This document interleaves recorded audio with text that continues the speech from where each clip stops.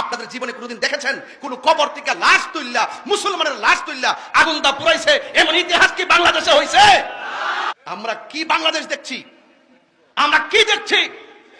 এই জন্যই বলে যে ইসলাম ছিল শান্তির ধর্ম, আজকে ইসলাম ধর্মটারে উগ্রতা থেকে নিয়ে যাচ্ছেন। কোন ব্যক্তি ভণ্ড, কে ভালো মন্দ যখন মারা যায় তখন সেটা আল্লাহর হাতে ছেড়ে দিতে হয়। আপনি বলুন তো, একটা মানুষ মারা যাওয়ার পরে কবর থেকে উঠায় আগুন ধরানো কি ইসলাম এলাও করে? এক কথা বলে এলাও করে?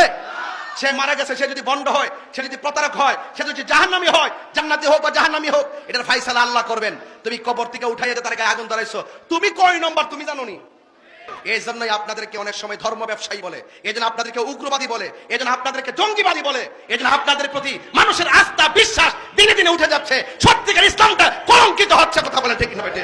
এই দেশে ইসলাম এনেছেন আল্লাহর ওলিগণ, এই দেশে শান্তির বার্তা ঘরে ঘরে পৌঁছে দিয়েছেন আল্লাহর ওলিগণ। সেই আল্লাহর ওলির মাজার যখন আগুন লাগাই দিয়েছেন, বুঝতে হবে আপনারা ইবনু আব্দুল ওয়াহাব নজদির এজেন্ডা এই দেশে বাস্তবায়ন করতে চান। কথা বলে ঠিক না?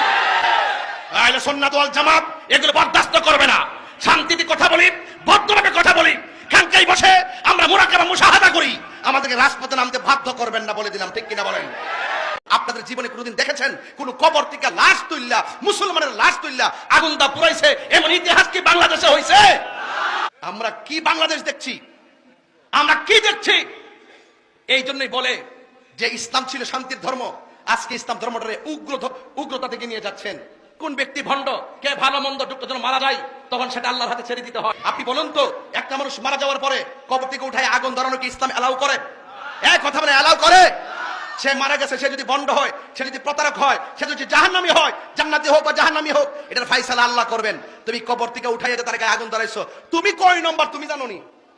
এই জন্যই আপনাদেরকে অনেক সময় ধর্ম ব্যবসায়ী বলে, এই জন্য আপনাদেরকে উগ্রবাদী বলে, এই জন্য আপনাদেরকে জঙ্গিবাদী বলে, এই জন্য আপনাদের প্রতি মানুষের আস্থা বিশ্বাস দিনে দিনে উঠে যাচ্ছে। সত্যিকার ইসলামটা কলঙ্কিত হচ্ছে। কথা বলে ঠিক না বেটে?